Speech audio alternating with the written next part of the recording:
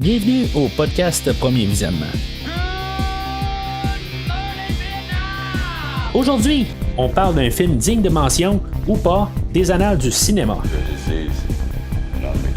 Avant de commencer, je vous suggère fortement d'écouter le film proposé aujourd'hui, car je vais le spoiler complètement.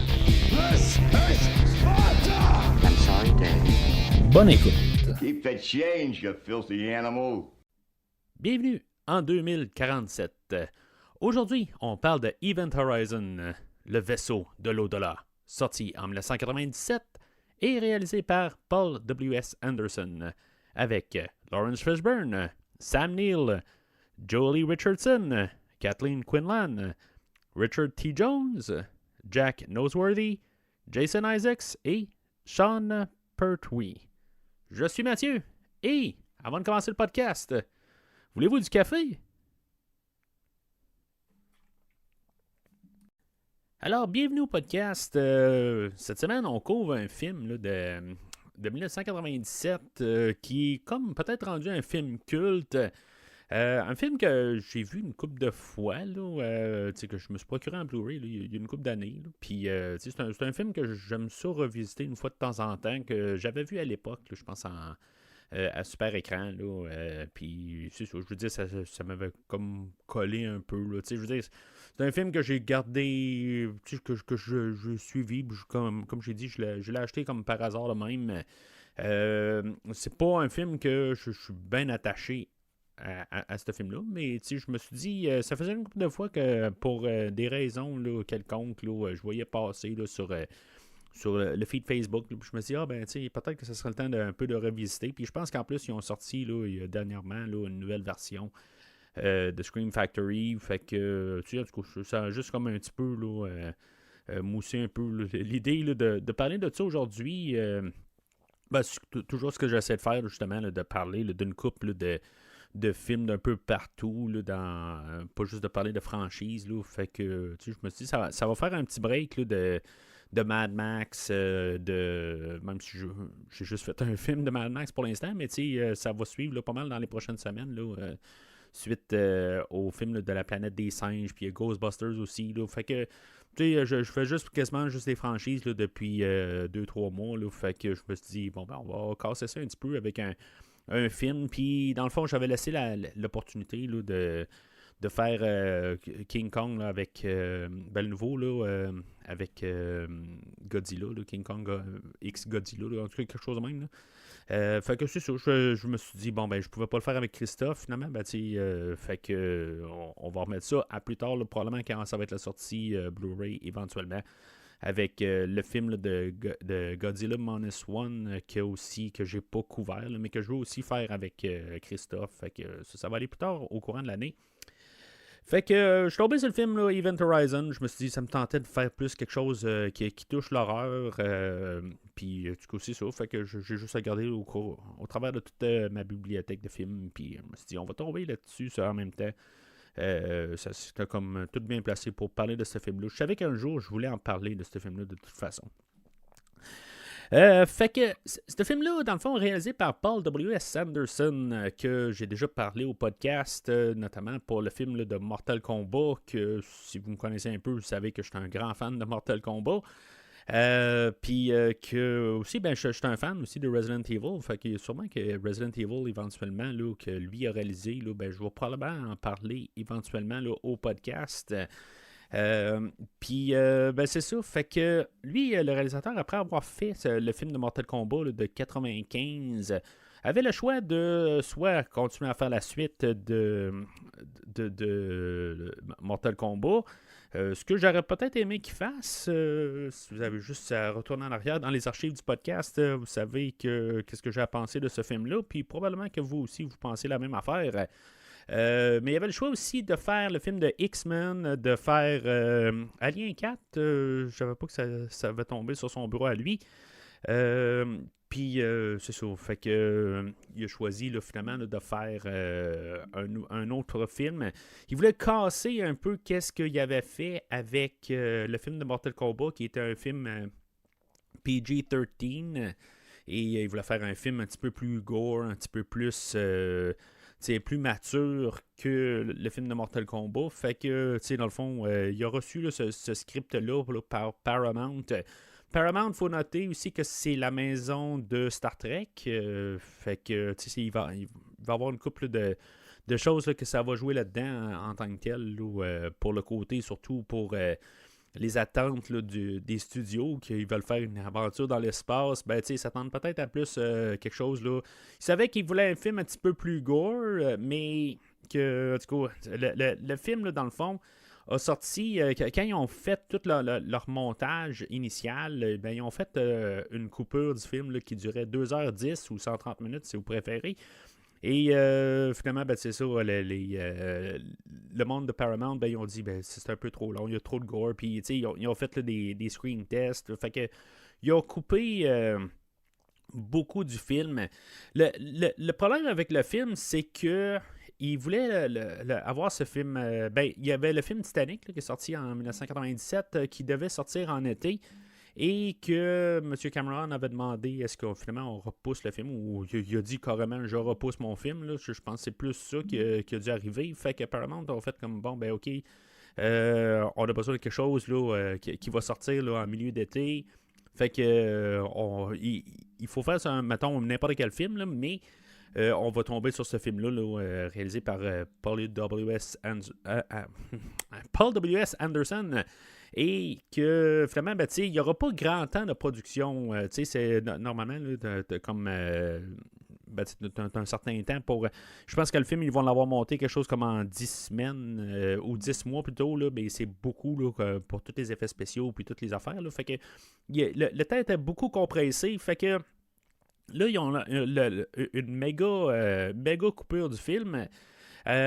M. Anderson et son équipe doivent arriver puis recouper le film, là, dans le fond, puis qu'il soit un petit peu moins de gore, un petit peu plus commercial, mettons.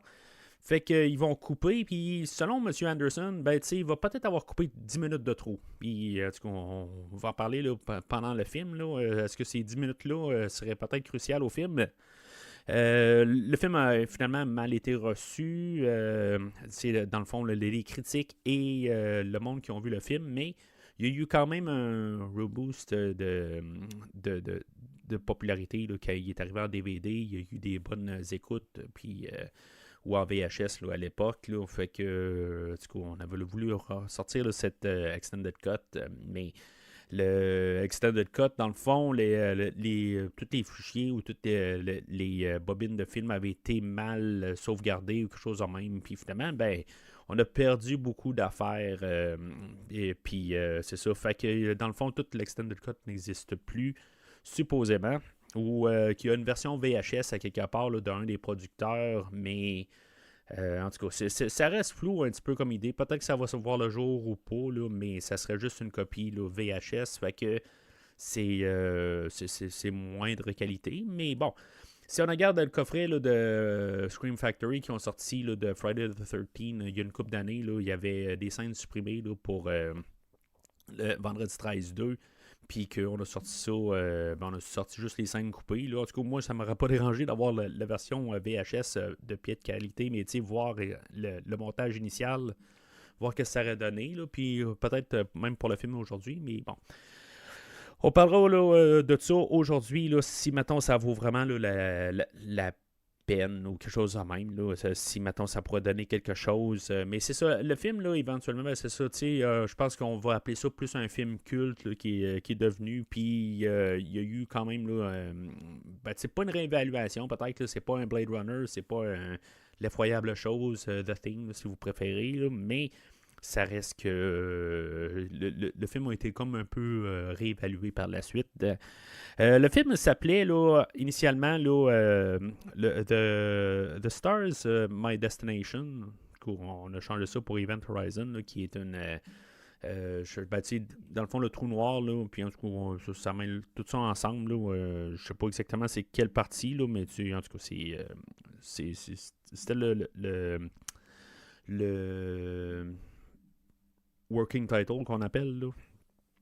Puis c'est ça. Puis on va remarquer que l'histoire est pas mal aussi là, une recréation. Dans le fond, ben, science-fiction, on fait souvent ça. On a une histoire réelle, puis après ça, on la transpose dans un autre contexte. Là. Puis on avait le USS Eldridge, là, qui était un navire là, qui était perdu là, dans les années 50, puis qu'il aurait été retrouvé plus tard, puis tout l'équipage là, a viré fou par la suite, ou quelque chose en même. Là, en tout cas, fait que ça a beaucoup inspiré aussi. Ben, on suppose que c'est inspiré, peut-être, là, mais à quelque part aussi, ben, il y a une conspiration gouvernementale qui est soupçonnée, là, dans le fond, où ce que on dirait que peut-être que le monde là, de cette conspiration-là dise, ou le monde dise que c'est une conspiration gouvernementale pour essayer là, de cacher toute cette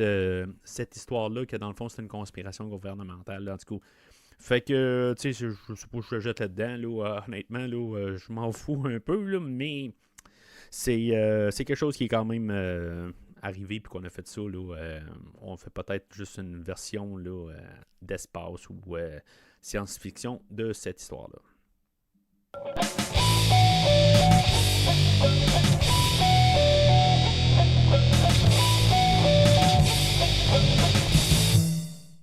Alors, selon IMDb, l'histoire va comme suit. Une équipe de secours mène une enquête sur un vaisseau spatial disparu dans un trou noir et qui en est revenu, avec quelqu'un ou quelque chose à bord.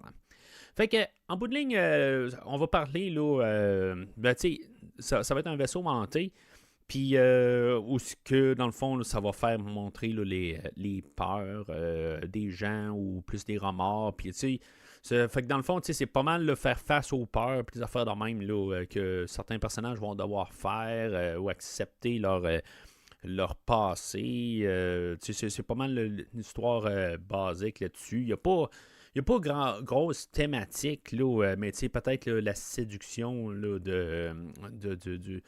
je veux pas dire le fruit défendu, mais je veux dire des choses qu'on doit pas faire, mettons. Là, c'est peut-être ça, là, on va y aller un petit peu là-dessus.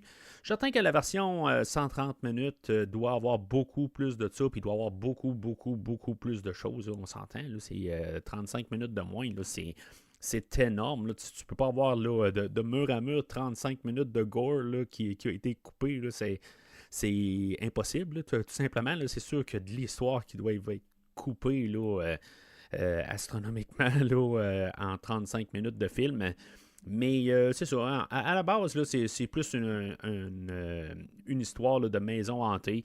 Le réalisateur venait de, juste après avoir écouté avoir film Mortal Kombat, ben, il venait d'écouter là, The Shining, The Haunting, là, un film de Robert Wise, réalisateur là, du premier film de Star Trek, là, si mettons on peut replacer ça. Là. En tout cas, c'est réalisateur du film là, de 1963, là, The Haunting, qui était une adaptation là, de The Haunting on Haunted Hill, quelque chose de même. Puis c'est ça, puis The Shining. Fait que, tu sais, on a comme tout mélangé ça ensemble aussi. Là, en tout cas, on va s'inspirer beaucoup là, de ces trois films-là là, pour faire le film d'aujourd'hui.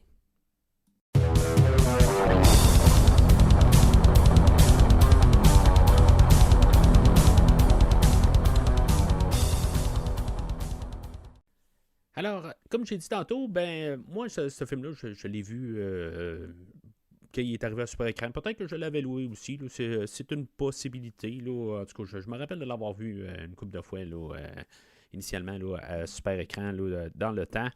Mais c'est ça. C'est un film que j'ai revu peut-être. Je vais être rendu à peu près là, à ma 6-7e écoute, peut-être, là, au courant de toutes les années. Là.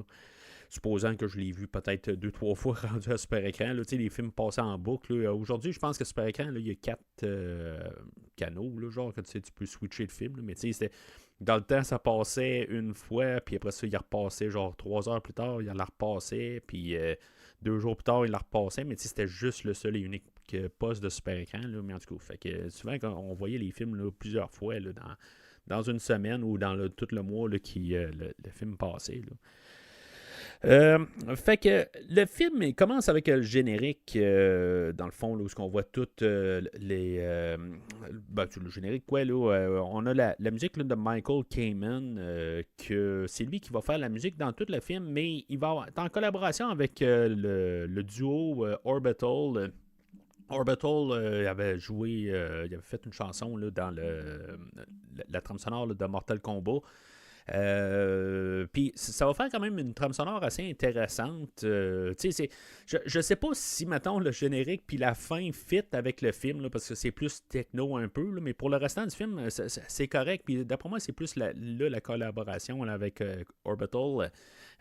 Parce qu'il y a comme un peu une déconnexion un peu avec, je trouve, le thème, la musique du film, là, ou même la manière que tout le film est apporté. Mais ça fait très Mortal Kombat, honnêtement, là, en écoutant là, la trame. Je pense qu'ils ont apparu aussi sur la trame sonore là, de la Matrice aussi, que j'ai parlé là, il y a une couple d'années. Là. Mais c'est ça, en tout cas, la trame, pour ce qu'elle est pendant le film, ça va, mais ce qu'on a en début, ben non, la fin, c'est le groupe Prodigy, là, avant qu'ils deviennent célèbres. Là, il avait soumissionné une chanson. Mais je trouve qu'il y a comme un peu une déconnexion côté musical, en fait, de générique ou de tune thème, là, en tout cas, dans cette partie-là. Mais pendant le film, là, la musique là, de M. Kamen, je sais pas si j'ai besoin vraiment d'introduction. Là, il a fait la musique là, de Die Hard, le premier X-Men, justement, qu'il devait. Que M. Anderson là, a failli réaliser une couple de films là, que j'ai parlé, là, puis même d'autres choses que j'ai pas parlé. Puis, si maintenant vous êtes fan de Metallica, je pense que j'en ai parlé là, une couple de fois, là, mais si vous êtes fan de Metallica, ben c'est lui qui a orchestré là, le premier album live musical là, avec les symphonies, là, S&M, là, qui est sorti peut-être 2 ans après ça. Là. Fait que c'est juste un peu là, des connexions, savoir un peu qui est là à la musique aujourd'hui. Fait que on nous montre ça, tout le générique, là, ça fait un peu Star Trek, Superman ou n'importe quoi, là, je veux dire, des nuages, puis toutes sortes là, de distorsions, là, puis en tout cas, fait que c'est correct là, comme introduction, là, je trouve qu'il manque de ça un peu aujourd'hui, là, dans le fond, là, de juste de générique d'ouverture. Là, je trouve qu'à cette heure, on rentre trop vite là, dans un film. Là, en tout cas, c'est juste la manière qu'on faisait ça, les films avant. Puis aujourd'hui, ben, on nous rentre dans le film. Là, puis généralement, quasiment pas de générique, pas de tune thème, bien sûr. Puis on met juste les noms en bas à cette heure là, qui apparaissent un peu là, dans toute l'introduction du film. Là, mais bon, c'est correct. Là, j'aime bien embarquer là, dans le film. Puis, c'est sûr que ça nous place là, dans l'époque. C'est comme ça. Fait qu'on nous place tout de suite le contexte où en 2015, ben, on avait colonisé la Lune. En 2032, ben, on commençait à miner sur Mars, puis en 2040, ben, on commençait là, à faire du Star Trek, puis commençait à se promener là, partout là, dans la galaxie. On avait commencé ça. Puis là, ben, on se ramasse là, quelques années après ça, parce qu'en 2040, ben, c'est ça, il y a eu l'événement aussi qui ont perdu le vaisseau là, du Event Horizon. Je me dis, ben là, c'est sûr qu'on a déjà dépassé là, la colonisation de la Lune, puis on approche là, à grands pas le 2032 là, pour miner Mars. C'est peut-être une possibilité, peut-être qu'on va se ramasser là, sur Mars d'un côté. Là, ben, on a déjà envoyé là, des drones, là, des satellites, là, mais est-ce que d'ici là, 8 ans, là, si mettons, on va avoir quelque chose sur Mars, là, c'est sûr qu'eux autres, là, c'était 35 ans dans le futur. Fait que, c'est la technologie avançait, tout ça. Bon, c'est une possibilité. Là. C'est sûr que ils ont changé ça. Là, ils se donnaient à peu près là, de 97 à 2015, ils se donnaient un petit peu moins de 20 ans pour commencer à dire qu'ils s'en allaient sur la Lune, tout ça.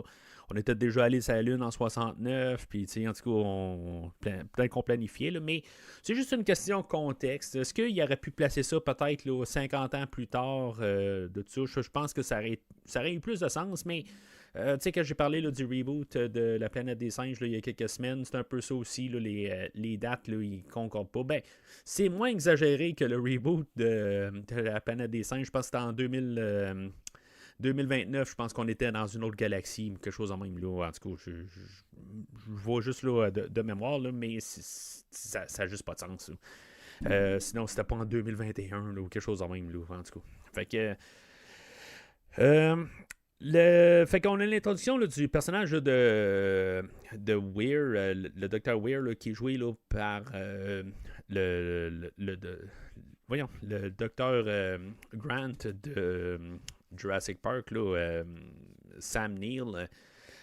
Sam Neill, à cette époque-là, bien sûr, je connaissais Jurassic Park. J'ai peut-être vu aussi là, l'autre film là, de In the Mouth of Madness là, de John Carpenter, mais je veux dire, en tant que tel, il n'y a pas grand d'autres films que je l'ai vu dedans. Là. En tout cas, toute la franchise Jurassic Park, bien sûr. Là, j'ai parlé, je pense, juste de ça là, au podcast. Puis ça va probablement être tous les films que je viens de nommer. Ça va probablement être ça que je vais parler de lui. Mais dans la rétrospective là, de John Carpenter, éventuellement. Là. Mais lui, ce personnage-là, ce que je peux comprendre, c'est qu'il a perdu sa femme il y a une couple d'années parce que dans le fond, il travaillait trop, puis elle s'est suicidée à cause de ça. Et que, je sais pas si c'est exactement ça, mais c'est ce que je suis capable de comprendre du film. Puis, c'est ça, quelque part, lui, il veut comme, je sais pas pourquoi, avec... c'est son obsession peut-être sur le vaisseau en tant que tel, là, de faire le Event Horizon pour pouvoir, il va expliquer là, comment il a construit le vaisseau, puis avec la théorie là, de plier l'espace, puis dans le fond du déplacement. Fait que là-dedans, elle s'est sentie comme... Je sais pas, elle se sentait plus... en tout cas, son couple, là, il a pas marché, quelque chose de même. En tout cas, fait que lui, il se sent coupable de ça, mais pourquoi qu'il est là pour retrouver l'Event Horizon, c'est pas très clair, parce qu'en même temps, c'est ça. Il va y avoir des hallucinations envers elle. Avec la fin du film, est-ce qu'il est déjà hanté par le Event Horizon? Y est-tu déjà allé avant ou quelque chose de même? Y est-tu connecté avec? C'est pas très clair. Des fois, là, j'écoutais le commentaire du réalisateur pendant ma deuxième écoute, puis ils disent qu'ils ont rajouté un peu des petites peurs un peu partout là, pendant le film, juste pour comme un peu rehausser là, l'horreur du film, mais je sais pas si des fois ça joue à l'avantage du film, puis qu'est-ce qu'on se gratte la tête encore plus pour comprendre où ce qu'on est. En tout cas, au début, là, je pense qu'il est juste hanté, là, dans le fond, là, par les pensées là, de sa femme. Est-ce qu'il est comme déjà possédé au fond, quelque chose de même? C'est-tu lui qui amène, comme tu sais, c'est comme lui, il est tel atome, puis l'autre, l'Event Horizon, quand il va là, dans le vortex, puis que, tu sais, il est peut-être pas juste... il marche peut-être avec, là, tout simplement, là, mais de l'autre équipage que lui, il s'est fait, une fois qu'il a passé là, au travers de l'enfer, quelque chose de même, là, qui a tout été possédé, ça fait juste poser des questions, honnêtement, qui n'ont pas de sens. Il faut comprendre qu'il est hanté, mais c'est parce qu'en même temps, il a comme les mêmes visions où ce que...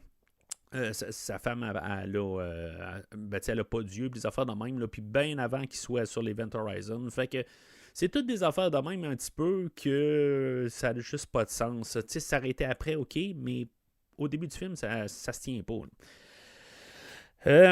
Fait que lui, dans le fond, il est sur le Lewis and Clark, qui sont des explorateurs. C'est un hommage à des explorateurs, je pense, là, aucun rapport avec Superman, là, je crois bien, mais qui devait être le show de télé là, à cette époque-là, ou qui terminait, là, du coup, mais bon.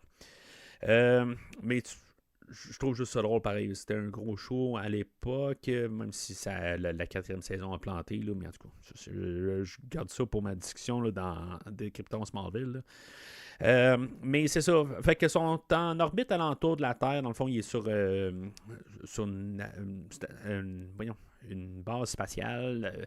Ça a l'air que le plan comme qu'on voit la Terre en arrière, tout ça, là, c'est genre un tiers du budget. Là, ça a coûté une somme astronomique. Là. D'après moi, c'est une manière de parler, là, parce que je pense pas qu'on peut avoir dépensé autant que ça juste pour une scène. Là, parce que, dans le fond, tout le visuel là, du film, là, honnêtement, j'ai pas grand-chose à dire. Oui, il y a beaucoup d'affaires un peu faites en l'informatique. Il y a des affaires que même, j'écoutais le commentaire audio, que M. Anderson n'aimait pas. Dans le fond, où on voit le vaisseau des fois, puis il tourne, tout ça. Il y a comme un plan étrange un peu. Celui-là, je vais le donner. Là, mais pour la globalité, même le travail informatique, tout, j'ai pas vraiment de problème. Je trouve qu'il est quand même assez bien réussi. La première personne qu'on a embauchée pour le film, là, c'est M. Adrian Bridle. Que lui, le cinématographe, c'est vraiment la première personne qui sont allés chercher. Lui, il a photographié Alien 1 et Alien 2, ou Aliens, puis Alien, là, si vous préférez.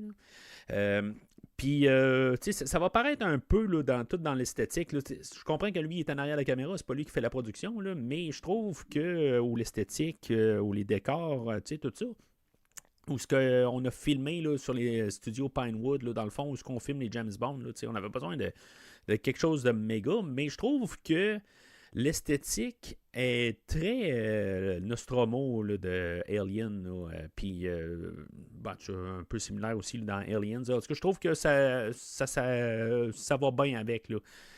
À cette époque-là, on commençait peut-être un peu à essayer là, de faire une différente approche. Là, un petit peu moins. Si on regarde là, les deux premiers Aliens sont très.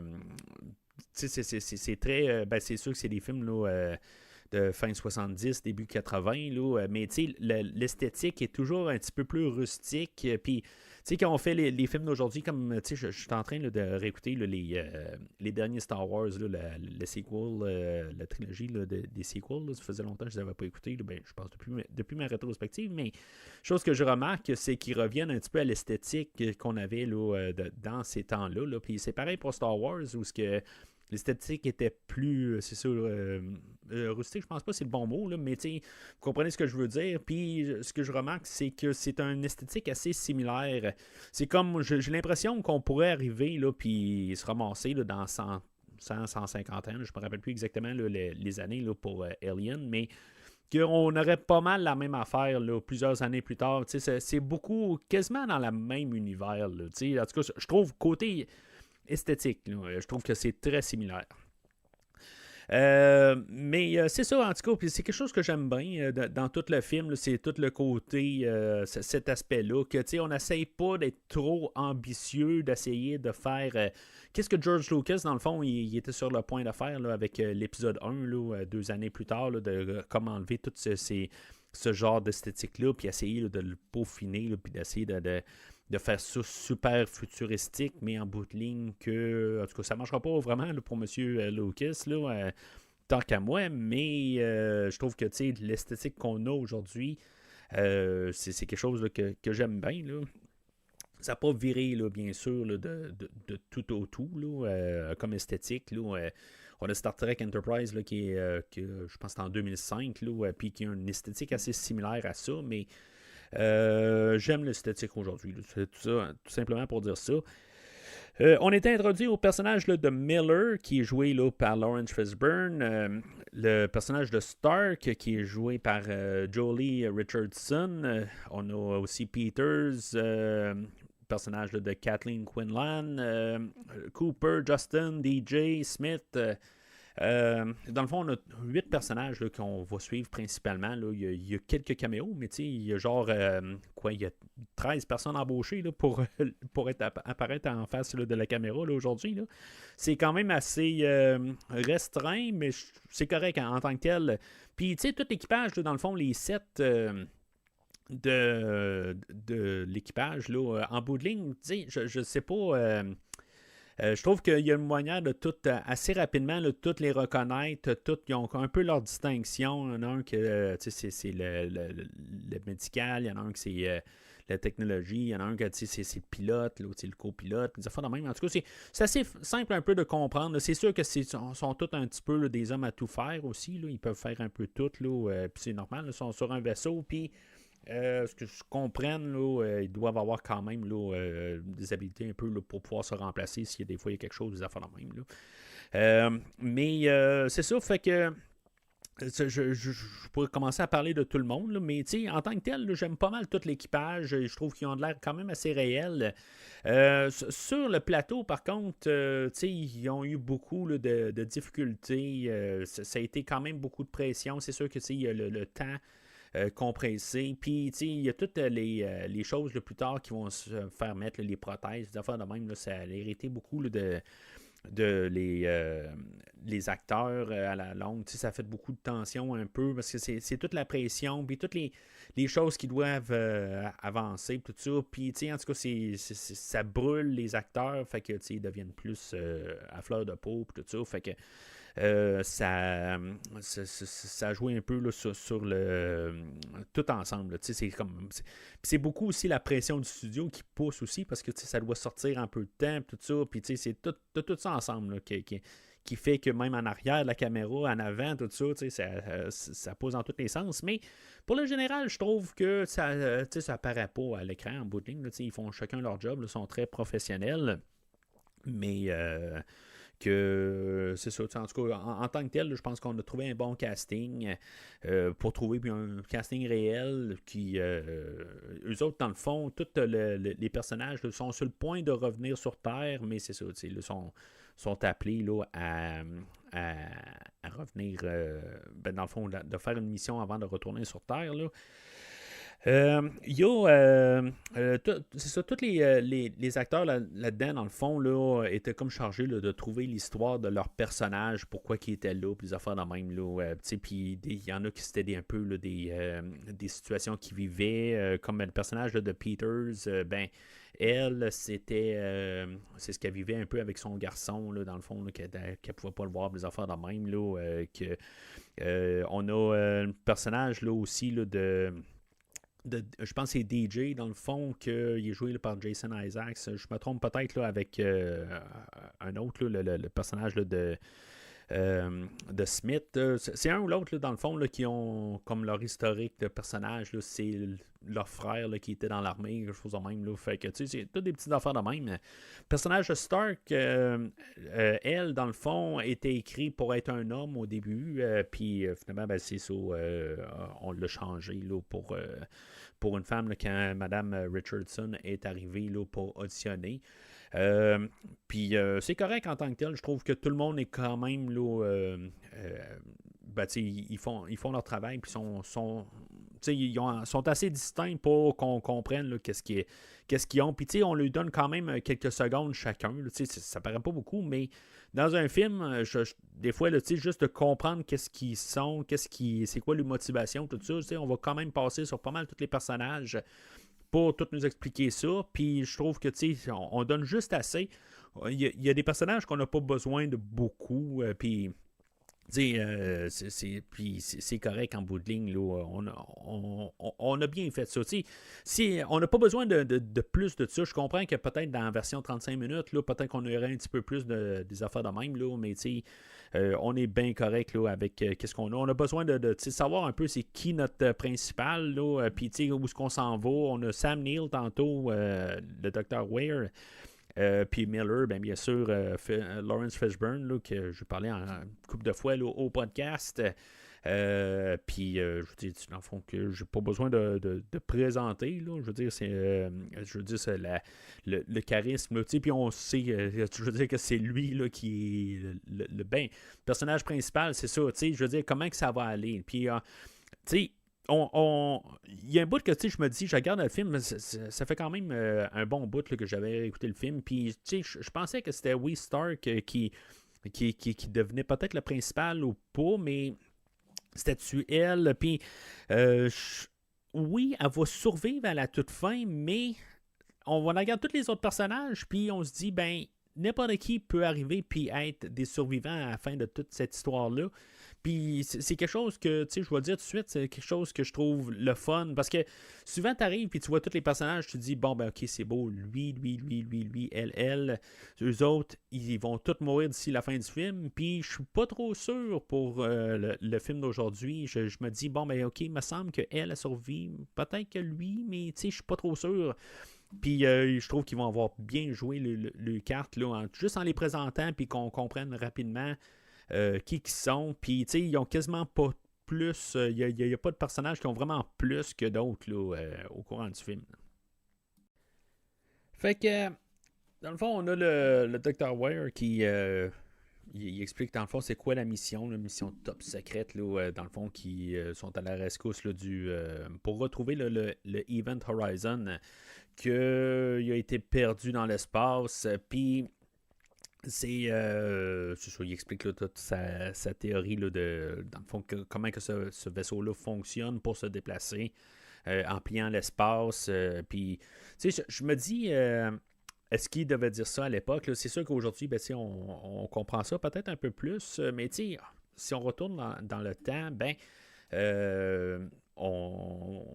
il y avait Star Trek à la télé, il y a Star Wars, comme j'ai parlé, puis n'importe quoi d'autre, là, de choses spatiales. Puis c'est une théorie que je ne sais pas quand est-ce qu'elle date, mais pour n'importe qui, ben, je pense qu'il fallait l'expliquer. Je pense que même Interstellaire là, de 2014, je pense, là, ils vont vraiment exploiter là, cette théorie-là à fond. Là. Mais en tout cas, oubliez ça. Là, pour ma part, je ne suis pas astronome. Là, en tout cas, je suis pas très fort là-dessus. Là, en tout cas. Mais je peux comprendre, c'est ça. Comme il explique, là, ils peuvent plier l'espace, puis juste. En tout cas, je sais pas comment on peut faire ça. Là, je veux dire, j'aimerais bien avoir un char qui peut plier, puis je veux dire, juste me ramasser là, au pays où il n'y a pas de météo qui monte puis qui descend, là, tout ça. Là, fait qu'en tout cas, il doit y avoir une manière là, de voyager là même. Là, en tout cas, je comprends juste pas comment que ça fonctionne. Là, mais fait qu'ils ont retrouvé là, le Event Horizon là, alentour là, de la planète Neptune, puis que dans le fond, c'est là où qu'on va se diriger. On va arriver sur avoir finalement là, le Event Horizon. Là, on va passer là, dans l'atmosphère. T'sais, il est pas. Il est en orbite, là, mais quand même, là, où les nuages, tout ça, là, il n'est pas trop élevé, là, il n'est pas dans l'espace, qui est quand même intéressant un peu là, comme visuellement de choisir ça. Pour avoir vraiment un vaisseau qui est perdu dans l'espace, il est comme dans l'atmosphère de la planète. Le vaisseau, dans le fond, du Event Horizon, on s'est basé là, sur la cathédrale de Notre-Dame. Puis, tu sais, on a comme pris la cathédrale, on l'a embarqué dans l'ordinateur, on l'a digitalisé, puis on a comme un peu refait les affaires, là, mais, tu sais, est basé là-dessus, là, sur sa forme. Puis, tu sais, il faut marquer qu'il est. Tu sais, je trouve ça drôle, par contre, qu'on n'en parle pas. Tu sais, on parle de l'enfer, tout ça. Là, dans le film aujourd'hui, c'est vrai, je pense que j'ai vu un commentaire quelque part où c'est en écoutant le commentaire audio, finalement. On le fait juste comme de passage, mais il est fait comme une croix. Ben, cathédrale, c'est sûr qu'il est fait en croix, là, en bout de ligne. Là, mais le vaisseau, je veux dire, on peut garder là, la croix de n'importe quel sens, la croix inversée ou pas. Et c'est ça, à quelque part. Ça a l'air que sur la maquette, il y a un X-Wing. Mais honnêtement, je le vois pas. Je pense que j'ai déjà vu, à quelque part, on me l'a déjà montré. Mais quand j'écoute le film, là, je veux dire, c'est sûr que je ne l'ai pas regardé au ralenti pendant 1 heure pour essayer de décortiquer là, chaque image, là, mais je ne sais pas où ce qu'il est. On me dit qu'il est alentour de l'antenne, mais je ne vois pas le X-Wing. En tout cas, si vous le voyez, je serais curieux. Là, ben, j'ai même fait une recherche Google pour voir si quelqu'un avait pris l'image du X-Wing où ce qu'il est placé. C'est marqué en plus là, dans les notes que je lisais, il est là complètement. Je comprends que si on pris une antenne, quelque chose de même, c'est autre chose, mais en tout cas, ça a l'air qu'un X-Wing, si vous avez 2 secondes puis que vous savez exactement où regarder, là, ben, je vous invite à me le montrer, là, ce qu'il est, ce fameux X-Wing. Puis c'est ça, fait que dans le fond, c'est ça. Tout le vaisseau en tant que tel, là, bon, il a de l'air de. Il est tout fait tenter. Il a une forme un petit peu là, comme un X-Wing en bout de ligne. Ou d'un vaisseau Klingon. Ou en tout cas, je veux dire, moi en tout cas, j'ai plus un vaisseau Klingon dans ma tête, là, plus où qu'on a comme le long corridor, puis une grosse boule au bout. Là, mais du coup, ça c'est moi en tant que fan de Star Trek. Là. Mais sinon, le vaisseau, il a l'air d'un vaisseau très fonctionnel. Ils vont, je sais pas, amérer ou c'est pas amérer dans le fond. Là, c'est. aéré, je sais pas trop comment on va dire ça, là, où dans le fond, là, il va se brancher là, à un des ports du vaisseau, le port 13, là, je veux dire, pour la malchance. Mais techniquement, c'est l'équipage, ils sont 7, puis ils s'en vont sur le corridor 13. En tout cas, le chiffre chanceux, puis comme le chiffre malchanceux, là, c'est ça. Andy Weir, pas compté de l'équipage, il faut comprendre. Je dis Andy Weir, je suis même pas sûr s'il s'appelle de même. Là. Non, je pense que c'est un auteur, ça. En tout cas, fait que.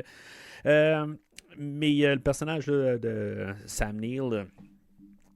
Fait que il rentre là, dans le Event Horizon, puis il n'y a pas de gravité. Ça a l'air qu'on avait pensé, là, pendant tout le script là, était fait là, pour que les personnages là, ou les acteurs se promènent là, dans. Comme sans gravité, là, avec des harnais tout le long. T'sais, on a fait beaucoup de scènes quand même au début, là, le temps qu'ils réinstaure là, le champ gravitationnel, mettons, là, dans le vaisseau, mais ça a l'air que tout le film était déjà écrit comme ça, mais c'est une question pratique, puis c'était très long là, à filmer, puis dans le fond, le temps de production là, qui écourté qu'il y avait, fait qu'ils ont dû comme trouver un peu une solution rapide là, pour arrêter ça. Puis, je trouve que ça a du sens à quelque part, là, commencer à avoir tout le temps là, les personnages là, en train de voler un peu partout. Là, c'est correct à quelque part là, que finalement, là, ils ont le bottes magnétique, là, puis qui vont comme ça. Là, c'est un côté que c'est de l'argent quasiment gaspillé, là, puis du temps, que dans le fond, ça aurait fait peut-être un film encore plus incomplet, là, parce qu'on n'aurait pas eu le temps de finir plein d'affaires là, rendues là. Fait que c'est ça pour ça, ou peut-être qu'il n'aurait pas eu le temps de couper là, le 130 minutes, il aurait coupé 2 minutes, quelque chose de même. Peut-être que ça aurait eu un petit peu plus de sens, là, parce que là, c'est là où ça devient un peu nébuleux. Là. Honnêtement, je me suis comme renseigné là, sur Wikipédia pour être sûr que je comprenne exactement ce qui se passe là, dans les scènes qui suivent, parce que c'est très mélangeant quelque part. Ils tombent sur le vaisseau, ils font quelques découvertes là, macabres, où dans le fond, ils vont trouver là, des salles pleines de sang, puis des mains flottantes, puis des affaires de même, là, mais c'est toujours un petit peu de plus en plus, où on va utiliser beaucoup le suspense, puis ça, j'aime ça aussi. C'est pas trop, là, carrément, là, il embarque à bord, puis tout d'un coup, là, c'est le carnage, quelque chose de même. Là. C'est toujours un peu subtil, puis c'est plus un peu mental. Mais c'est ça, à quelque part, en tout cas, dans tout ce qui va se passer, là, on a le personnage de Justin, que lui... il va finalement là, passer au travers là, d'un corridor là, qui est, selon le poème là, de Dante Alighieri, là, en tout cas, c'est les 9 cercles de l'enfer. Là, il y a un bout, il y a comme un corridor. Là, puis, en tout cas, c'est très flasheux. Ça a l'air que c'était l'idée là, pour le poster initial. Puis là, ben, le poster qu'on a, là, il est assez ordinaire. Puis même eux autres, ils le disent, là, le poster du film là, avec les deux têtes, puis le vaisseau. Là. Ça fait collage là, de films là, de série B. Mais bon, on est pas mal dans un film de série B, honnêtement, là, mais ça nous met peut-être un peu trop au visage quand on veut essayer d'avoir justement un série A là, comme calibre de film, mettons. Mais je pense que la version, là, quelque chose à revérifier, là, mais en le disant, là, je pense là, justement la version Scream Factory, je pense que justement, là, ils ont fait une création là, de ça là, comme couverture. C'est à vérifier. Là. Mais c'est ça, là, fait que le personnage de Justin, lui, va trouver le cœur, le noyau là, du vaisseau, là, qui est le Gravity Drive, c'est ça qui fait tout en fonction. Là. Dans le fond, il y a comme des anneaux alentours, puis qu'elles sont alignés, ben, là, ça fait là, sa magie là, de pouvoir se transporter un peu partout. Mais c'est ça, dans le fond, il va y avoir comme un... juste pour finir aussi sur le Gravity Drive, au début, je pense que c'était supposé être une sphère carrément là, uniforme, qui aurait peut-être rappelé le film Sphère, là, qui est sorti, là, je pense, dans les mêmes années, là, qui était une adaptation là, du livre de Michael Crichton. Là. Mais en tout cas, moi, j'ai lu ça en voyant ça, la sphère. Je me suis dit, ça va être comme Sphère là, qui est sorti dans la même époque. Mais en tout cas, on ne parle pas de Sphère du tout, mais moi, c'est ce que j'ai pensé. Là.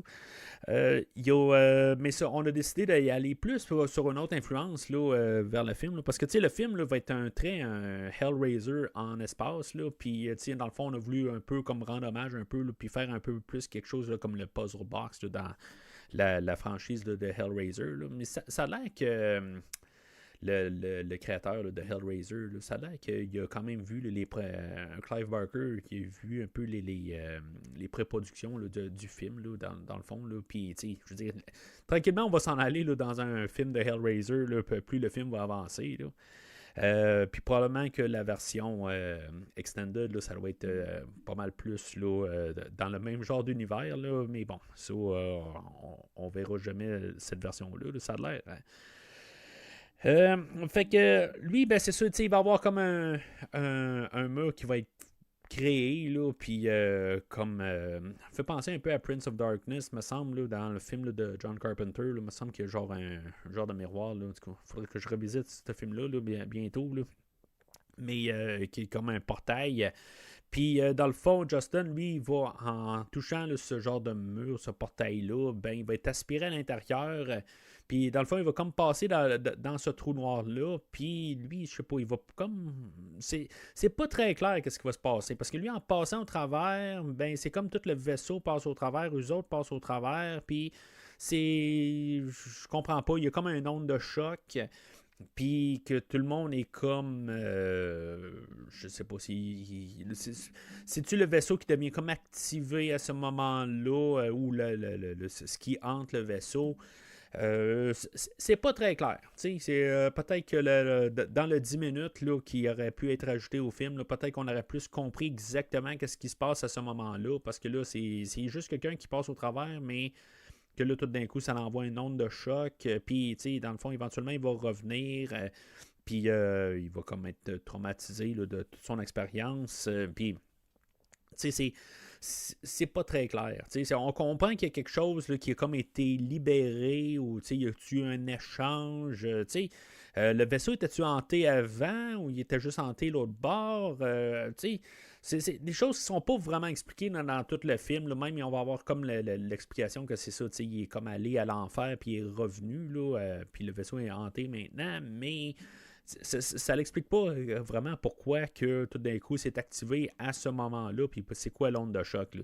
L'onde de choc, c'est ça en plus, elle va comme faire des dommages sur le Lewis and Clark, fait que tu sais, dans le fond, il va falloir qu'il soit réfugié un petit peu sur le Event Horizon, puis pourquoi ça, quelque part, tu sais, c'est tout pas clair, puis tu sais, ils sont où? Puis, tu sais, tout ça un peu, là, c'est comme trop coupé, là. Puis, honnêtement, j'espère que dans la version qu'ils ont filmée, que c'était beaucoup plus clair. Tu sais, je vois là, dans qu'est-ce que Lawrence Fishburne, qu'est-ce qu'il dit, là, le personnage de Miller, qu'est-ce qu'il dit à l'équipage qu'eux autres doivent réparer là, la coque là, du Lois and Clark, puis les affaires de même. Là, tu sais, on va avoir le personnage là, de Cooper, puis de Smith là, qui vont devoir réparer là, le vaisseau, puis ils ont 20 heures parce que il y a du dioxyde de carbone là, qui est en train là, qui est partout sur le vaisseau, fait que ils vont manquer d'oxygène bientôt.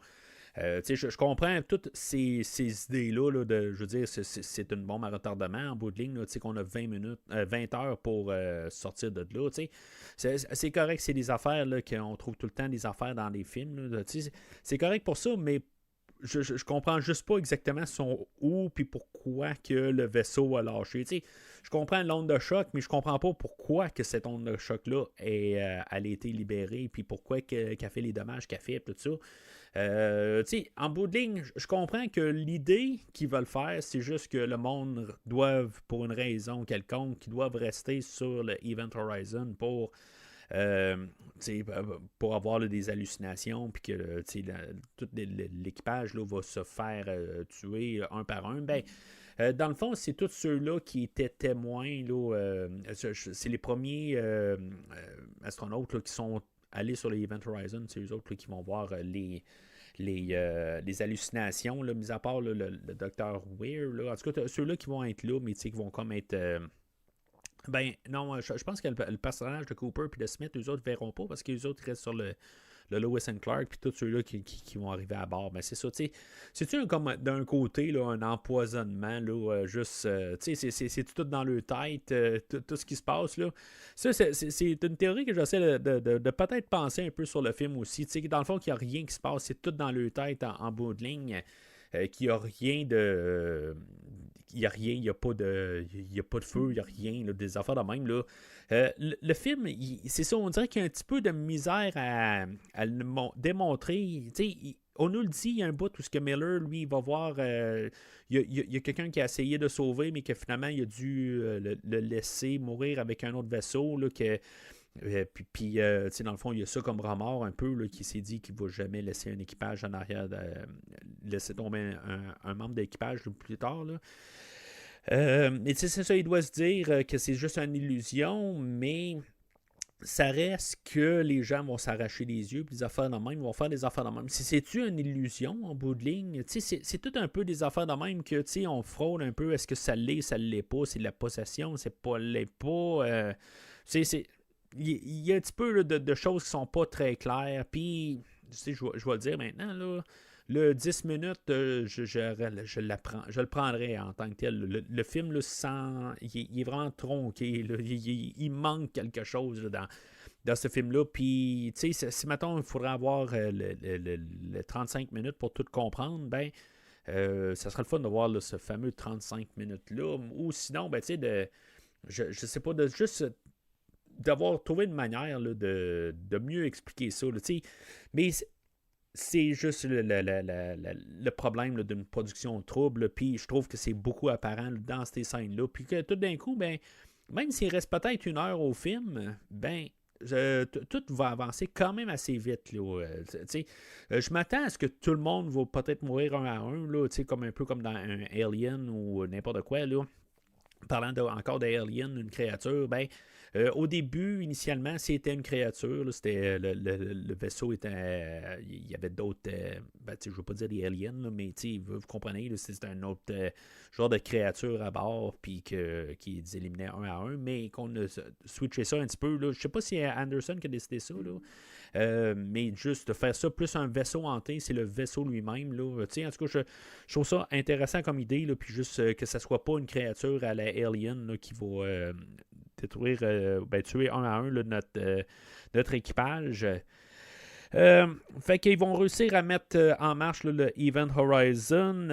Puis là, c'est ça, ils font comme constater tous les dégâts. Puis en tout cas, il y a même une vidéo là, où on voit l'ancien équipage, qu'eux autres, c'est en bout de ligne. Mais il y avait eu un message de détresse au début, là, où que le personnage de DJ arrivait, là, puis il disait, là, qui croit entendre là, du latin, là, de dire de nous sauver, là, puis il va y avoir une vidéo là, qu'ils vont trouver, puis ils vont comme un peu le réanalyser là, éventuellement, là, puis je pense que DJ va le réécouter plus tard là, pour dire que évidemment il a mal compris son latin, là, peut-être dire qu'il a perdu son latin là, rendu là. Puis qu'il avait mal entendu, puis que finalement ben, c'est sauvez-vous là, plutôt là, que ça voulait dire. Là. Mais en tout cas, on va parler de ça un petit peu plus tard.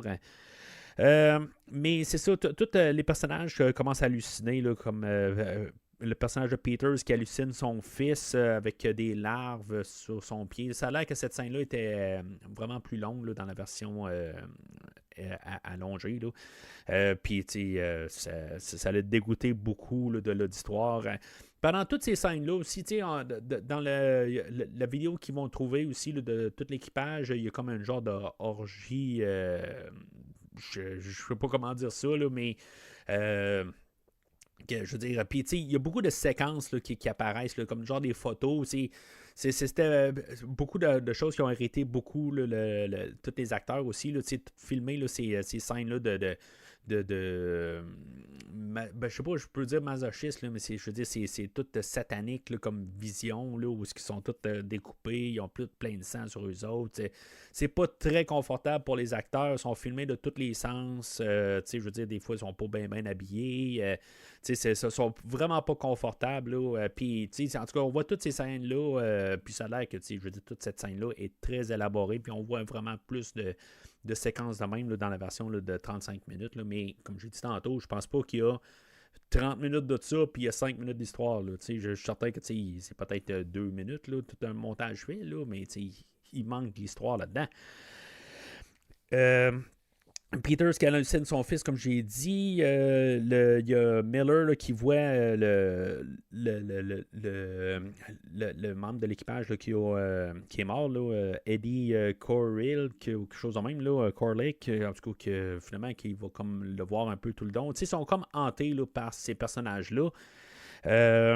Puis, c'est ça, dans le fond, il va y avoir comme...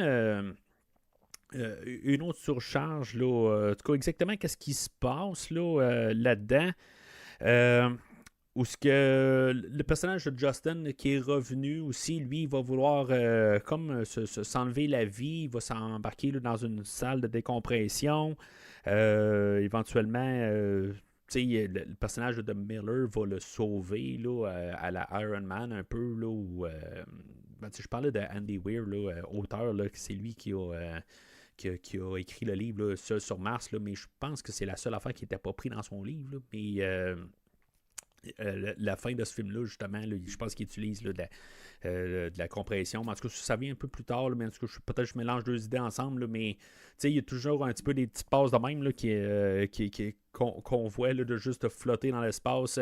Mais ça me dit pareil que le monde, contrairement à Alien, quand ils sont dans l'espace et sont dans une situation où ils peuvent mourir, ben ils vont pas nécessairement mourir parce que le personnage de Justin ne va pas mourir, mais il va être très mal en point. Là. Finalement, on va l'embarquer là, dans une salle là, de suspension. Là, pas une salle, mais un tube, là, en tout cas, un BAFTA tank, ou je sais pas trop comment on peut appeler ça, là, mais c'est comme dans Alien aussi, là, en tout cas, on garde un peu là, des idées. Là. Mais c'est ça, il y a comme une surcharge aussi là, que monsieur, le docteur Weir, là, il va devoir aller là, dans les corridors de toute... dans Star Trek, on appelle ça là, les Jeffrey's Tube, là, où ils se promènent, là, où ils aller voir là, des programmations, des affaires de même. Là. En tout cas, c'est comme un tunnel de matrice, là, mais je pense que la matrice allait sortir 2 ans plus tard quand même. Là, mais je veux dire, c'est juste du verre tout le long.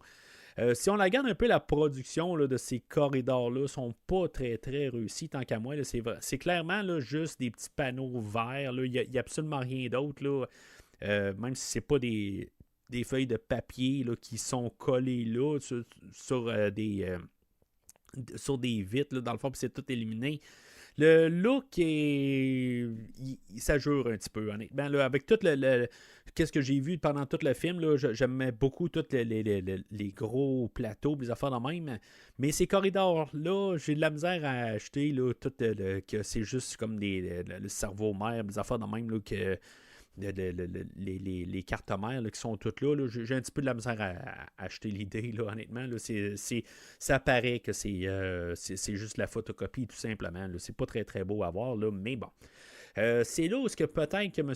Weir, lui, il se fait posséder totalement, là, rendu là. En tout cas, okay, je veux dire qu'il a encore des visions là, de sa femme, là, mais qu'en bout de ligne, là, ça va peut-être aller un peu plus loin, mais plus tard, ben c'est ça, il va sortir de là, puis il va commencer.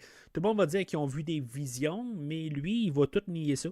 Il va dire non, j'ai rien vu, tout ça. Puis il va arriver même le personnage de Cooper qui va dire qu'il a vu Justin, qui avait revolé, des affaires de même, là, puis il va dire non, t'hallucines, je veux dire, il n'y a absolument rien de mal ici. C'est pour ça que ça fait poser des questions weird. Y es-tu déjà possédé du début ou quelque chose de même? Là? C'est toutes des affaires de même là, qui je trouve qui sont. Que Weir, il va être possédé, il va être comme le mal incarné à la toute fin du film, mais il était-tu déjà? Quelque part, c'était juste comme fermé en lui. Là.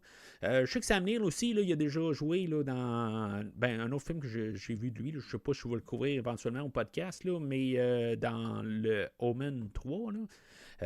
Puis il faisait le mal incarné là, en bout de ligne. Là. Peut-être que c'est ça. Je dis c'est encore dormant dans lui. Là. Je sais pas. Là, mais c'est pas clair. Puis je trouve que c'est ça. C'est quasiment juste ce personnage-là fait que j'ai de la misère à suivre le film pour sa logique. Alors, on va se préparer à faire sauter complètement là, le Event Horizon. On va se dire, bon, ben, tu sais, il est donné, là, puis en bout de ligne, ben, on va aller sur suite là, à Justin, là, qui est mal en point. Il y a une mauvaise aura alentour de ça. Puis, tu sais, Lois and Clark, on va s'arranger avec ça. Fait que, on va se préparer à faire sauter l'Event Horizon. Quand on va partir de là, on va faire sauter ça. Puis, tu sais, il n'y en aura plus de problème.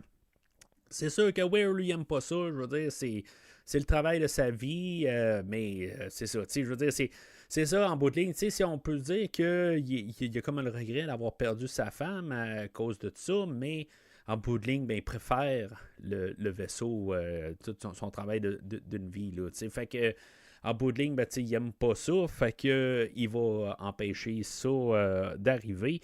Fait que en bout de ligne, ben, c'est ça. On a. Il y a même Peters qu'elle va se faire tuer. Là, elle va halluciner là, son garçon. Puis, dans le fond, son garçon va l'amener là, en haut là, de la. Je sais pas, le cœur gravitationnel. Là, je ne sais pas comment on peut l'appeler, là, mais qu'évidemment, ben, elle va tomber à sa mort. Je me dis, le film, il voulait que ça soit full gore, des affaires de même. Mais en bout de ligne, ben, il y a ce qu'on va rester, là, c'est que, c'est sûr qu'on a demandé, là, la Paramount a demandé de faire un film moins gore, mais il ne restera pas grand-chose. Mais, c'est peut-être aussi, je regarde ça là, dans un standard là, de 2024, que j'ai vu beaucoup plus de films là, qui sont beaucoup plus écœurants, puis on a coupé là, beaucoup de séquences. Mais je trouve ça plate rendu là aujourd'hui, puis que on n'a pas pensé quand même là, de juste bien conserver là, la version extended, mais tu sais, en bout de ligne, elle fait juste, pour toute, là, en bout de ligne, qu'elle fait juste tomber, puis que oui, elle va avoir comme la fameuse jambe inversée, des affaires de même, là, qui n'a pas l'air confortable, là, mais ça finit juste de même, tu sais, il n'y a pas, le traitement va être laissé, je pense, plus au personnage de DJ, éventuellement, là, que lui va se faire tuer, va se faire crucifier. Puis même là, c'est très bref, où ce qu'on voulait quand même éventuellement qu'il soit encore vivant. Puis peut-être rajouter un petit côté émotionnel. Peut-être clin d'œil à Alien, justement, de 79, où ce que la scène supprimée là, du Captain Dallas, que lui aussi, là, il doit. Que finalement il avait survécu, là, puis c'est lui qui allait féconder un autre alien, là, ou pas un facehugger, là, mais où il allait se transformer en facehugger. En tout cas, je me rappelle plus de la scène exactement, là, mais en tout cas, une scène supprimée. Là. En tout cas, dans le même principe. Là, fait que, tu sais, mais lui devait. On devait bien mieux montrer qu'il était. Que tous ses organes avaient tous été sortis, puis qu'il était encore vivant à partir de ça. Là, c'était vraiment comme beaucoup écœurant, mais c'est ça, ça a tout été coupé là, dans le montage qu'on a. Mais puis c'est ça, on a Weir que lui, Miller, lui, puis le restant de l'équipage avait essayé là, de poser des bombes pour détruire l'Event Horizon, mais Weir, lui, il va avoir pris une des bombes puis l'avoir mis à bord du Lois and Clark, puis finalement, c'est le Lois and Clark qui va se faire sauter. Fait que lui, Smith, qui était à bord du vaisseau, lui, va mourir. Tandis que le personnage de Cooper, c'est un petit peu un moment. C'est bizarre comme film. Je veux dire, il y a un petit peu de petite touche subtile d'humour, mais dans son cas à lui, le fait qu'il est comme. C'est pas un astéroïde, là, mais on s'entend, c'est un bout du vaisseau, puis que tout d'un coup, il va trouver une manière là, de s'envoler un peu comme je parlais tantôt, là, la fin du film, là, Seul sur Mars, là, il va juste repousser là, par de l'air. Là, en tout cas, il va laisser une bonbonne d'air là, puis pour la repousser là, vers le vaisseau, là, vers l'Event Horizon. Mais pourquoi que il va lâcher un commentaire là, que oui, je me reviens, comme en héros. C'est drôle un peu, mais je comprends que en mode ligne, il doit être bien content là, d'avoir que son plan a marché là, pour pouvoir avoir se sauver de ça. C'est sûr que ça aurait été comme cheap, un peu comme mort. Là. Déjà, celle-là de Smith, qu'on voit comme tout le long du film, que je veux dire, il va mourir d'une bombe, puis qu'il va comme regarder la bombe, juste dans le fond, exploser là, à son visage. comme il est défait, là, je veux dire, il fait juste comme dire, bon, ben c'est beau, c'est fini, ça sert à rien que je cours, là, je veux dire, il reste 3 secondes, puis ça va me sauter dans la face, là. Il aurait pu essayer un peu, ou chose de même, en tout cas. Peu importe, là, je pense que c'est la meilleure réaction qu'il y a eu, là, côté, peut-être pas logique, mais côté euh, film, là, mettons, là. Mais c'est ça. Là, on garde peut-être trop de personnages. Honnêtement, je m'attends peut-être un peu plus là, de. On aurait dû peut-être avoir plus là, le personnage de Cooper. Ok, c'est beau, il meurt pas, mais quelque part d'avoir un autre qui arrive, puis que. Là, tu sais, il va souvent être en dehors de l'Event Horizon pendant qu'on a comme la confrontation entre Miller, Stark et Weir, que là, lui, il va être à l'extérieur du vaisseau, mais tu sais, il aurait dû peut-être avoir autre chose. Juste pour. Tu sais, peut-être que Stark, on aurait dû juste avoir vraiment un autre genre de. Peut-être pas une crucifixion, ou en tout cas. Tu sais, elle va se faire assommer, je sais pas exactement. Tu sais, on sait pas qu'est-ce qui s'est passé avec elle. Peut-être qu'elle aurait dû être possédée sans qu'on le sache, à quelque part. Tu sais, peut-être qu'on est supposé avoir ça dans notre fond de tête. On dit pourquoi elle est assommée à terre, puis on n'a pas vu qu'est-ce qui s'est passé avec elle. En tout cas, ça aurait été. Une tournure acceptable, je pense, à quelque part, là, parce que, tu sais, je veux dire, il n'y a aucune raison pourquoi qu'elle doit être vivante, qu'elle doit juste être assommée, quand Weir a tué directement, là, sans arrière-pensée, puis a martyrisé carrément là, DJ, là, je veux dire. Tu sais, on est supposé penser que lui a été opéré au cœur avant, là, c'est pour ça qu'il y a une cicatrice, là, tu sais, on ne l'explique pas, mais tu sais, en tout cas, c'est juste dans les tout ce que j'ai lu sur le film, là, puis en bout de ligne, ben, c'est ça, il a comme tout éventré, puis ils l'ont tout carrément vidé, là, en tout cas, très atroce, puis c'est juste dommage qu'on ça n'a pas été élaboré, ben, ça a tout été coupé, là, malheureusement.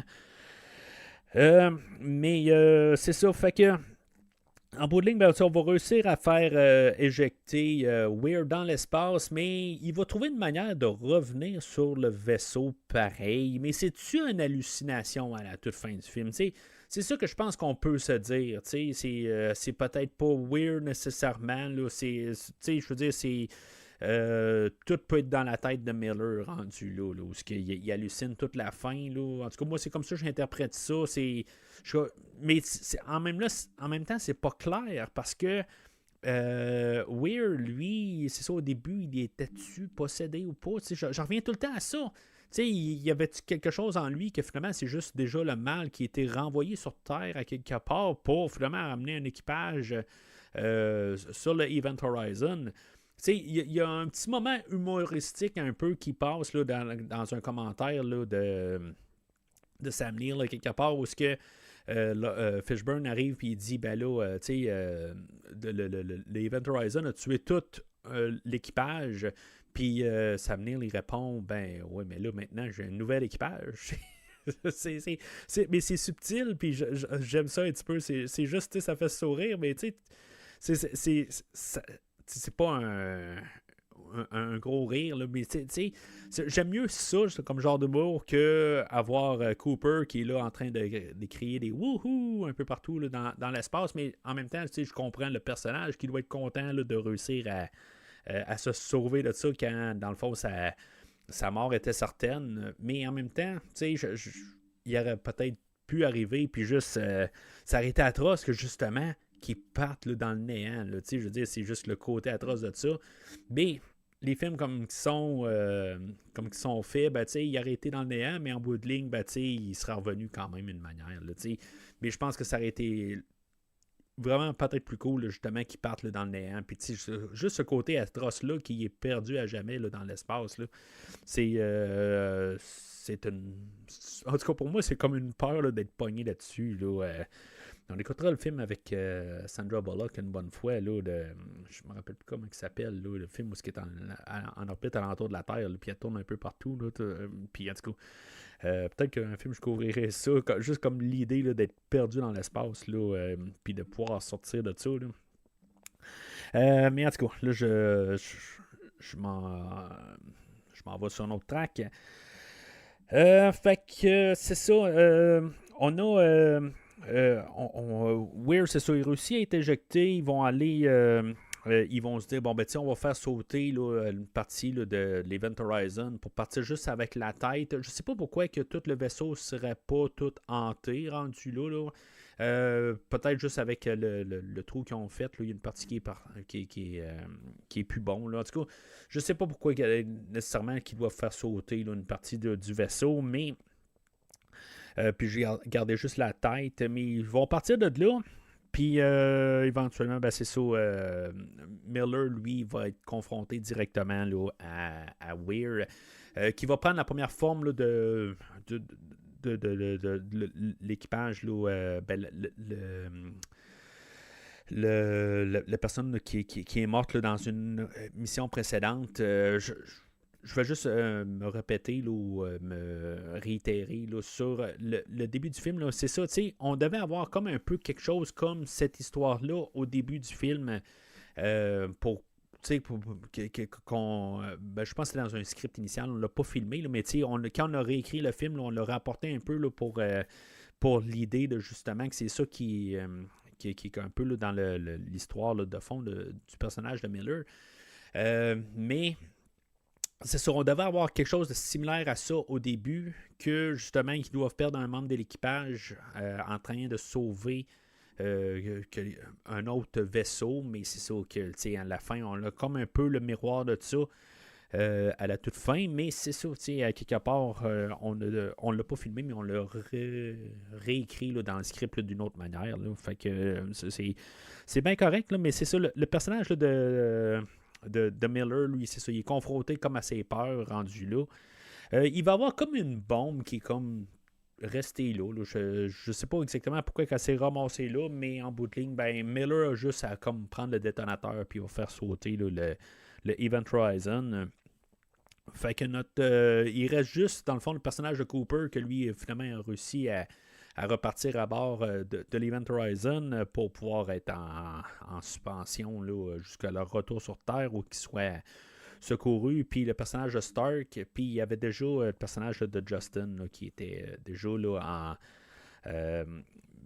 en suspension. Mais c'est ça, il l'avait suspendu sur le Event Horizon. En tout cas, c'est comme un hasard de même qu'il l'avait replacé dans ce vaisseau-là. Là, mais en tout cas, et non sur le Lewis and Clark. Là, mais bon, fait qu'il va être 3 survivants. 3 sur 8. Tu sais, bon, tu fais un film d'horreur, normalement, tu essaies de faire un survivant. 2 peut-être. Là. Mais tu sais, ben, j'en ai parlé quand j'ai parlé là, des Vendredi 13, des Freddy, des affaires de même, dans les 80. Là, au début, il y en avait un survivant, puis là, tout d'un coup, on commençait à avoir 2, 3.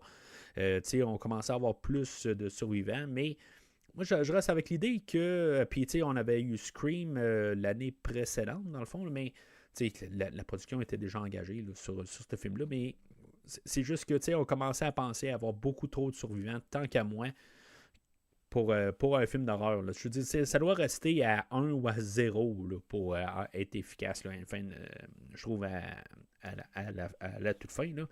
Bon, ok. Film d'horreur préféré, si j'ai à me tenir entre Halloween et Vendredi 13-4, ben, ils finissent à 2 ou à 3 personnages. Bon, okay, je veux dire, ça tient pas mon argument, là, mais bon, en tout cas, je trouve que des fois, il y a trop de personnages qui survivent à la fin. Mais ça reste intéressant que Justin, je veux dire, il est tout magané à la toute fin, là, que dans le fond, il est vivant, mais je veux dire, il n'est pas en bon état.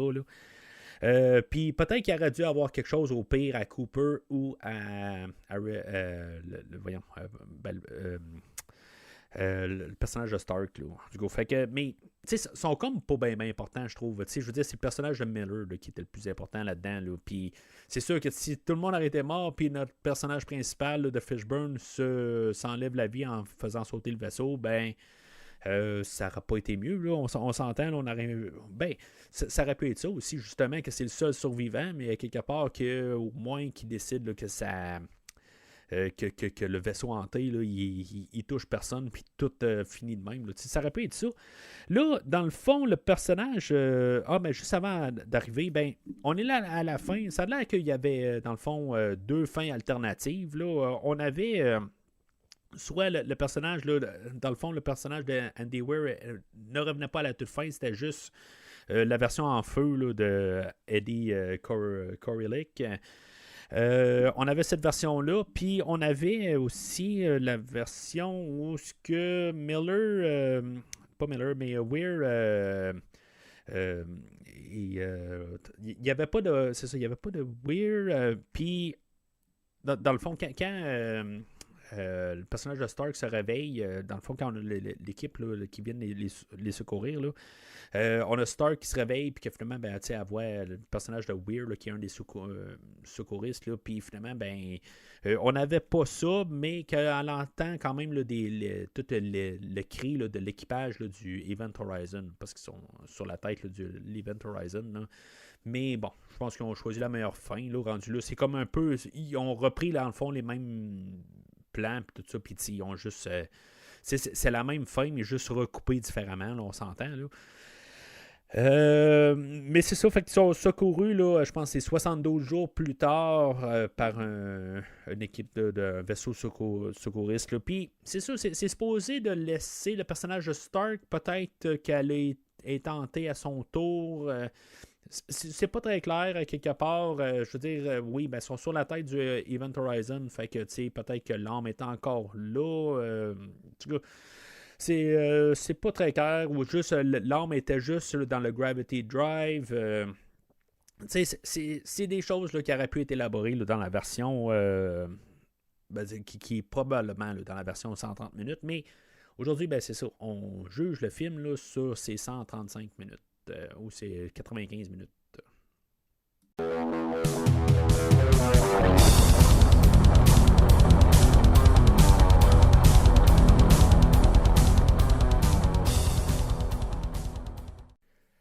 Alors, en conclusion, c'est un film qui est incomplet. Tu sais, je veux dire, à mi-chemin, là, on perd un peu la notion, un peu. C'est tout un peu un charabia. Il y a le personnage qui meurt après un bout, là. Même à ma deuxième écoute, j'étais là comme Smith, il est-tu mort, il est pas mort. Puis finalement, ben, ah oui, c'est beau, il est en train de travailler sur le Lewis and Clark, tout ça. Il y a des affaires dans même là, un peu là, au milieu du film là, même si tu es attentif à tout ce qu'ils disent là, c'est pas très clair. Fait que c'est ça qui est un petit peu dur un peu sur le film, mais c'est quand même un film qui est le fun à écouter pareil pour qu'est-ce que c'est parce que je pense qu'il est pas long là, le côté j'ai pas de longueur que je trouve que juste par contre aussitôt qu'il embraye là, à une demi-heure, ben, je dis embraye, je dis pas ça méchamment parce que je veux dire, j'embarque dans toute l'histoire de ça. Là, la première demi-heure, on nous embarque. Puis, une fois qu'il arrive sur les Event Horizon, je trouve que ça passe trop vite. Puis, il me semble qu'il y a quelque chose qui manque. Il manque un peu là, de comprendre exactement qu'est-ce qui se passe. Puis, oui, le visuel, ce serait le fun d'en avoir un petit peu plus. Mais aussi de comprendre qu'est-ce qui se passe. Puis, tu sais, tout l'effet psychologique de qu'est-ce qui se passe avec les personnages. Mais je comprends que s'il y aurait trop aussi, pourquoi, si tu regardes la version longue, mais tu pourrais te dire pourquoi que ils font pas sauter les Event Horizon pas mal plus tôt, puis ils s'arrangent pas pour rester là, dans des combinaisons là, sur le Lewis and Clark jusqu'à la fin. Là. Peut-être qu'ils ne voulaient pas rester dans les combinaisons trop longtemps aussi, parce que ça a l'air qu'ils étaient vraiment lourdes, là, les combinaisons, là, qui n'aidaient pas justement là, au moral là, des acteurs. Là, mais c'est ça, je veux dire, c'est que je trouve que vraiment le deuxième acte là, est un problème là, pour le film. Là. C'est comme. Puis d'après moi, là, c'est ça que le film a été vraiment coupé. Puis peut-être qu'il y a juste un 10 minutes de plus, là, juste pour placer un peu juste certains éléments. Là. En 10 minutes, là, il se passe beaucoup dans un film. C'est vraiment crucial des fois. Là. Je veux dire, des fois, une minute de film là, peut rajouter juste, des fois, on rajoute 2 secondes, une ligne. C'est vraiment pas beaucoup, puis le film devient beaucoup plus compréhensif. On n'a pas besoin d'une demi-heure de plus. Ce film-là, j'aurais pris au moins 10 minutes de plus, honnêtement, puis je trouve qu'on aurait eu vraiment un film là, que j'aurais pu vraiment endosser pleinement. Là, ben, tu sais, je l'ai réécouté au courant des années, puis il n'y a jamais une fois que je me suis que j'ai trouvé ça plate à écouter comme film, mais à chaque fois, je suis toujours là un petit peu sur ma fin. Je me dis, tu sais, il manque un petit quelque chose. Tu sais, peut-être la confrontation, même à la fin, il fallait peut-être un peu plus. Tu sais, il y a des petites affaires de même que je pense pas qui ont été coupées, honnêtement. Là, confrontation entre Weir et Miller, là, je pense pas qu'il y a plus que ça. Là, peut-être là, des répliques, des affaires de même, là, mais pas, pas de séquence vraiment de plus. Euh, Fait que, tu sais, je vais me tenir sur un jaune. Honnêtement, je n'étais pas sûr de comment qu'on allait aller sur le film là, avant de réécouter le film, là, parce que ça fait quand même une bonne couple d'années, là, mais je vais y aller sur un jaune. Je veux dire, ça fait pas mal, mais je veux dire, c'est pas, tu te sens pas complètement là, satisfait en écoutant le film. Fait que tu sais, je trouve ça que c'est un film qui est le fun à revisiter une fois de temps en temps, mais tu sais, c'est ça. Je veux dire, s'il y a d'autres choses qui passent, ben tu sais, moi, je vais réécouter probablement d'autres choses, là, mais je vais revenir éventuellement à ce film-là. Ce film-là, par contre, a été une grosse inspiration là, pour les jeux vidéo là, Dead in Space, que j'ai pas joué, mais j'ai joué à Doom 3, qui était beaucoup inspiré là, de ce film-là. En parlant de Doom, on a utilisé des effets visuels là, pour des portes qui ouvrent, des affaires de même. Là, ça vient carrément là, du jeu de Doom, là, de Doom 1, Doom 2. Là, en tout cas, il faudrait que je réécoute le film là, juste pour l'en marquer, là, mais je l'ai lu. Là, j'ai pas noté ça là, en écoutant le film. On a le film, pas le film, on a pensé là, vers la suite, là, petit pied. Ça a l'air que c'est en pré-production, ou en tout cas, on est en train de travailler là-dessus. Là. Ça, c'est-tu vrai? Là, on parle de 2019, genre. On a le réalisateur là, Adam Wingard que j'ai déjà parlé puis qu'éventuellement je vais parler là, qui, en ce moment là, pendant que je sors le podcast là, ben, il a réalisé le film là, de Kong versus Godzilla ou Kong X Godzilla là, ou l'inverse, je pense que c'est Godzilla X Kong là, en tout cas, ça a l'air que ce réalisateur-là, lui, il travaille sur une série télé de cet univers-là. Je ne sais pas s'il y a vraiment autre chose à dire là, sur le Event Horizon, parce qu'en bout de ligne, il y aurait juste une tête ou quelque chose de même. Ou qu'est-ce qui s'est passé avec le premier équipage, d'affaires de même. Là, je sais pas. Ça vaut la peine de tout élaborer ça. Y a-t-il vraiment quelque chose? Tu sais, une histoire prequel, je sais pas. Tu sais, c'est tout le temps un peu l'idée là, d'amener quelque chose qui a pas marché à l'époque. Tu sais, il faut se dire que tu sais, j'ai parlé de Blade Runner, que dans le fond, c'était un échec. Puis quand le film de Denis Villeneuve est arrivé, ça a été aussi là, une déception côté monétaire. Tu sais, tu peux pas arriver puis juste. Tu sais, ça a été. L'idée globale des gens était un échec. Fait que, tu sais, commencer à dire que, ben là, tout d'un coup, on va le refaire, puis on va en faire un succès, ben, c'est quelque chose qui est à peu près, je pense, impossible là, à faire rendu là. Tu sais, est-ce qu'il va vraiment avoir du monde? Tu sais, là, ça a touché le côté culte, mais est-ce que ça peut être plus que ça? Tu sais, ça reste que le côté culte, ça fait que, oui, il y a des fans spécifiques qui vont sortir leur voix sur Internet, des affaires de même que ça va apporter que le film va avoir peut-être des meilleures réceptions, mais est-ce que les gens vont vouloir aller vraiment plus au cinéma pour voir un film que dans le fond qui était un échec au départ? Fait que c'est un peu tout ça, un peu que j'ai mes doutes. Là, c'est sûr qu'on parle pas là, de cinéma, mais d'avoir une série télé, je pense pas qu'honnêtement, il y a assez. Je pense pas qu'il y a vraiment une grosse demande, mais je pourrais me tromper à quelque part. J'aimerais, de un, voir la version uncut, qu'elle sorte juste là, sur une édition spéciale ou qu'on sorte la version basse qualité. Puis même avec toute la technologie qu'on a, on est sûrement capable de rehausser quand même là, les visuels là, avec un peu de travail. C'est sûr que ça coûterait beaucoup quand même d'argent là, à tout retravailler ça quand même, mais je suis certain que on est capable d'avoir quand même un produit là, quand même au pire là, au niveau DVD là, rendu là. Mais bon, fait que c'est quelque chose là, que peut-être qu'on verra ou qu'on verra pas. Là, si mettons là, cette fameuse copie VHS là, que le producteur a et qu'il n'a pas écouté lui-même, là, qui l'a genre sur sa. Qui part, mais il n'y a pas de lecteur VHS. Fait que bon. pas d'argent pour s'en acheter un, là, je sais pas trop quoi, là, pour regarder cette copie-là. Puis je pense que l'intérêt n'est pas là aussi là, par ce monde-là, là, mais éventuellement, ben, ils vont peut-être retourner en arrière, ils vont peut-être repenser, puis les affaires de même, ils vont peut-être dire, on pourrait peut-être faire une nouvelle adaptation, quelque chose de même, là, mais en même temps, je pense pas que pour Paramount, c'est quelque chose là, qui est vital, puis quelque chose qu'ils vont courir après, ils vont peut-être plus regarder une nouvelle histoire que retourner en arrière là, pour ce film-là, qui va probablement tomber là, oublié, là, puis même la série télé, honnêtement, j'y crois très peu. Fait que c'est pas mal tout pour aujourd'hui. La semaine prochaine, je parlais pas de singe cette semaine, je parlais pas de Kong ou de Godzilla avec Christophe, mais je vais parler de singe avec Christophe. On va parler là, de la montée de la planète des singes, film de 2011 avec James Franco. Puis John Lithgow, puis en tout cas, plusieurs acteurs. Là. En tout cas, le podcast est déjà enregistré. Là, il me reste juste à le monter. Là, fait que une belle conversation que j'ai eue avec Christophe. Podcast de 3 heures, comme d'habitude, qu'on a élaboré plus sur plusieurs sujets.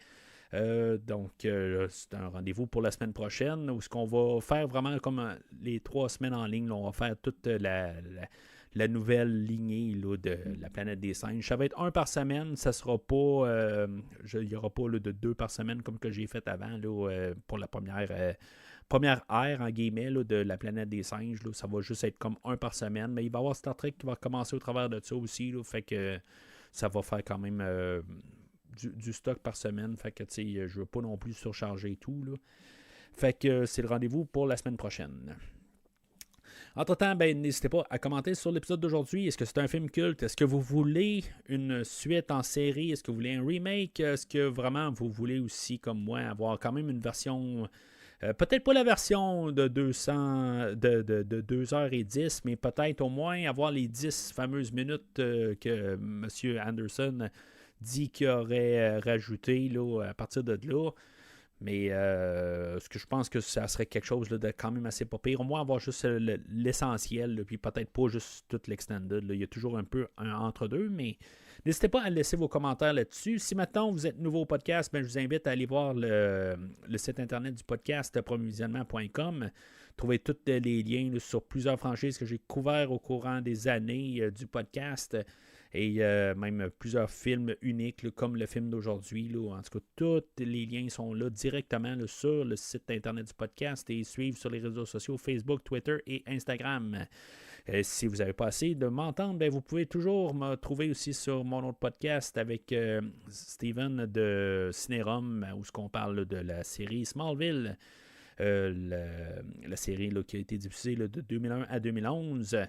Où est-ce qu'on parle de chaque épisode une à une, où est-ce qu'on est rendu à la 12e, je pense, épisode sur notre Patreon. Fait que je vous invite à nous suivre sur n'importe quel feed. Mais sinon, d'ici le prochain épisode, je vous dirais Ave Aquae Valley. Salut et adieu.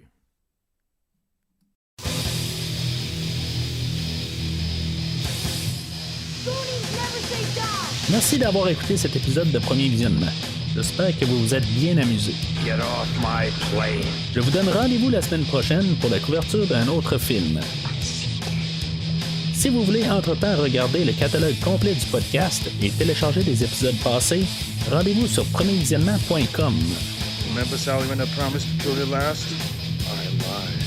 Vous pouvez aussi suivre le podcast sur plusieurs plateformes, dont Apple Podcast, Spotify, Podbean, Google Podcast, Amazon Music et YouTube. N'hésitez pas à donner une critique de 5 étoiles sur la plateforme de votre choix. Vous pouvez également suivre Premier Visionnement sur Facebook et Twitter pour rester informé de nouveaux épisodes. Premier Visionnement a besoin de votre aide pour grandir. Vous pouvez partager le podcast avec vos amis qui s'intéressent au cinéma de tout genre.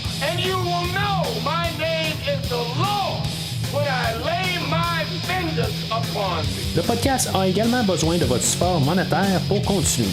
Avec un don de 10$ pour un ou 25$ pour 3 films non franchisés, Disponible sur Netflix ou n'importe quel support nécessitant pas un achat, le podcast s'engage à couvrir votre choix dans les 3 mois pour vous remercier de votre don. You can't handle the truth. En espérant vous voir au prochain épisode. My mom always said life was like a box of chocolates.